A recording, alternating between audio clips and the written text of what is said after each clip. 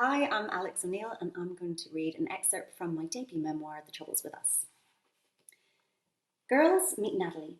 Her family has just moved to Belfast all the way from Dublin and I'd like you to give her a big St Dominic's welcome. Sister Frances nudges a girl with gold red hair in front of the blackboard, nods at Mrs Goff and turns on her heel. Did you hear that, girls? Says her friend's teacher. A real St Dominic's welcome for Natalie. Bonjour, Natalie. Boichi! Shouts Colleen from the back of the room. The class starts to snigger. I'm 5 months into my first year at St Dominic's. Tight alliances have already been formed, but fresh blood is always exciting. At break time, a crowd forms around the new girl. Aisling demands Nat recite Boys' Own lyrics in a Dublin accent. She appears to do a decent job, as Aisling decides she's dead on and can sit with her crowd at lunch. Colleen isn't won over just yet. What if she's a Free Stater? What's a Free Stater? I ask Pauline. They left Northern Ireland behind after the War of Independence and don't want a united Ireland. Fuckers. Nat doesn't have time to confirm or deny the accusation, as Sheila McGee has a far worse insult up her sleeve. She's a British bastard is what she is. A collective gasp as the crowd parts. Sheila is leaning against the wall of the gym, stroking her arse-length plait. Nat's taken aback by the aggression, but quickly regains composure. Hardly. I was born in Galway and spent my whole life in Dublin. I'm impressed. Nobody stands up to Sheila. Well, Aisling, but that's it. Chastised, Sheila breaks out the rhetorical big guns. Your ma's your da, and walks off with a mutinous swish of her braid.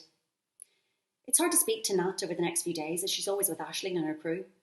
Later that week, we get chatting outside the mobile huts, waiting for biology to start. We discover Nat's dad and Gogi went to school together. Her parents are from Northern Ireland originally, moving to Dublin before Nat was born, and her dad's business has brought them back north. That night I tell Mummy about the new girl and the family connection. She insists I invite Nat over for a barbecue the following weekend, even though it's the middle of February. Mummy does stuff like that. Alfresco dining in winter, turf fires in the middle of summer, be damned with the naysayers. I spend all week arranging an afternoon of top entertainment. When Nat arrives, I bring her up to the playroom for some dress-up. Then after lunch, suggest we take the scooters Tony and I got for Christmas out for a spin before heading to Fusco's for a poke. I think Nat must be a bit special because she's got a really weird look in her face.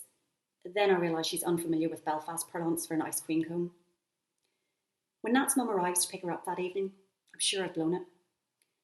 On Monday morning, I'm on the floor outside the assembly hall behind Aisling and her gang, blissing out to Enigma's Return to Innocence in my Discman. Ay, ay, ay, oh, ay, ay, ay. When I spot Nat coming up the stairs. Don't care what people say, just follow your own way. Heading in our direction, she waves at Aisling as she passes, then flops down beside me grinning. And that's the day I become best friends with a British bastard. I hope you enjoy, and The Troubles With Us is available to buy now at all Easons stores and online at easons.com.